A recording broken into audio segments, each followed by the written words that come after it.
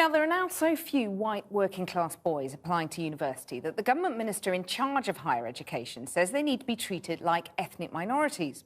Conservative Minister David Willett says universities need to do more to admit less well-off white boys. They've retorted that they can't solve the problem on their own. Our social affairs editor, Jackie Long, reports. White, working class and working his way through university. For 18-year-old Ed, a place at Sheffield, one of the prestigious Russell Group universities, was hard won. Studying at a tough London comprehensive, struggling to get good grades and fighting low expectations.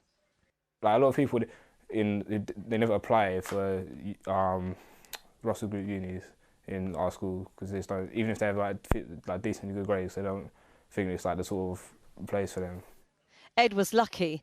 Supported by an educational charity for disadvantaged children, he was given free one-to-one tuition and help with his university application. But even now, he still feels people like him are in the minority at universities. I think obviously if you're from a better off background, you have a much more more likely to go to top uni. And what do you think about that? I suppose it's not fair. More women than ever are applying for university. But it's the number of white working-class boys causing the most concern. Research shows boys from other ethnic groups are much more likely to go to university. So now the government wants disadvantaged white boys to be treated in the same way as ethnic minorities when it comes to higher education. We can't afford the waste of talent. If there are able people out there who really could benefit from going to university, I want them to have that opportunity.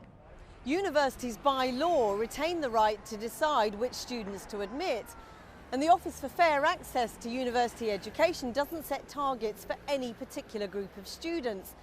They seem surprised by today's focus on white working class boys, saying that they're just one of many groups individual universities may decide are in need of extra help.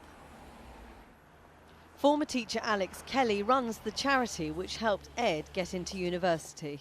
I don't really think that we should be separating out ethnicities for different kids from different ethnic backgrounds for different kinds of help. What we need to be doing is working out which schools have got the worst track record in terms of getting their kids into good universities, and then working out what support is useful for all the students in that school.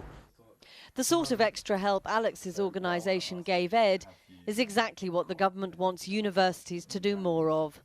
But critics pose this question. Can focusing in on any one group ever be fair to everyone else? Well, to discuss all of that, I'm joined now by Zita Holborn from the campaign group Black Activists Rising Against Cuts and by the leader of UKIP, Nigel Farage. Well, Zita Holborn first, do you accept that when it comes to going to university, white working-class boys are now more disadvantaged than their ethnic minority counterparts? Well, good evening. I don't believe that they're more disadvantaged. I definitely believe that they are disadvantaged. The tripling of tuition fees, having tuition fees at all, is definitely going to impact on the poorest and most deprived, meaning that they can't access university education at all. However, when it comes to black students are not just facing class discrimination and poverty as a barrier, they're also facing race discrimination. So there's a double impact on them. Nigel Farage.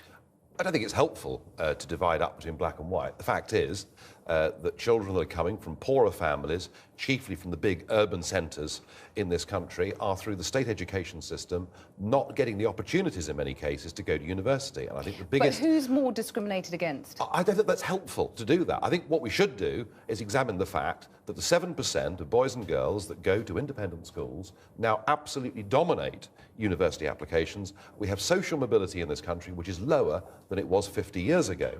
And what I would say is the biggest single mistake that we've made here is to abolish what we used to call the grammar schools, namely selective education, which would give black and white children with high IQs coming from poor parts of big urban centres the opportunity to achieve their best. Leave grammar schools aside for a minute. Zita Holborn, do you support the kind of positive discrimination that the Minister is talking about? You don't think that's unfair to middle-class girls, for example? I don't think it's unfair to middle-class girls to say that you should address any underrepresentation of any group of student, whoever they are. What the government should be addressing, however, is the poverty the barriers in the education system, the fact that black people are more likely to live in deprived and poor areas, then they're less likely to have access to that university education, have poorer prospects, and there is a disproportionate impact. What the government should be doing is stopping the tripling of tuition fees, scrapping tuition fees altogether, and addressing all the issues of poverty that they're creating. The cuts to benefits, to jobs, to pensions, I don't disagree. the frozen pay. I don't disagree that tuition fees and £27,000 a year is putting off people from poorer backgrounds. I mean, I don't disagree with that at all. But let's just remember this. You know, the top universities, the Russell Group of universities, are some of the world's leading universities, and they want to stay that way. And if government goes on imposing upon them positive discrimination and quotas, actually what will happen is they'll all break away and become independent.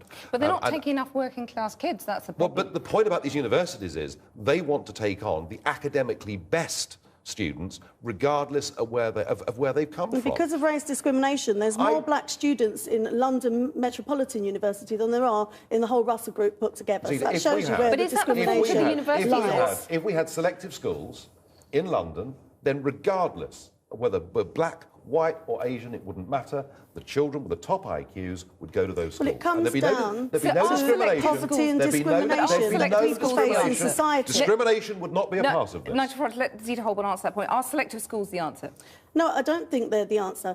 What's the answer is creating growth, creating jobs, so that the families and the parents of these students have an income coming in. It's a huge barrier and a huge put-off to know that you're going to start your working career with a huge debt hanging over your head. And for some students, potential students, that then is not an option for them. They have to go and look for work. However, when you look at unemployment of young people, there's over 1 million young people unemployed. 1 in 2 young black people are unemployed. So that underrepresentation needs to be addressed, as well as the overall issue of unemployment and access. The gap here is vast. I mean, the figures are astonishing.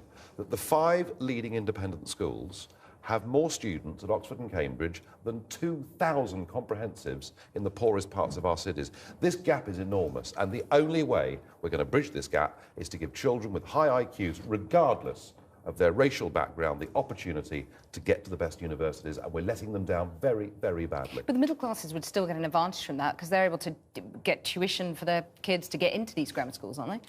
Well, I mean, you know, that may be true, but at the moment we're now down to 164 grammar schools across the entire country. There are vast areas, urban and rural too, where this opportunity does not exist, and it's those parents who pay for their children to go to those 7% of independent places that have got a massive advantage. Let me just ask you a political point. Why do you think a Tory minister is saying this?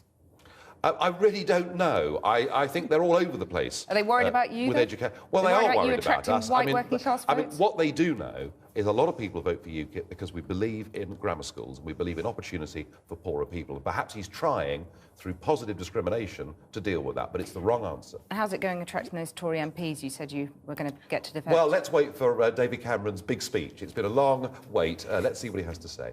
Nigel Farage, Zita Holborn, thank you very much for coming in.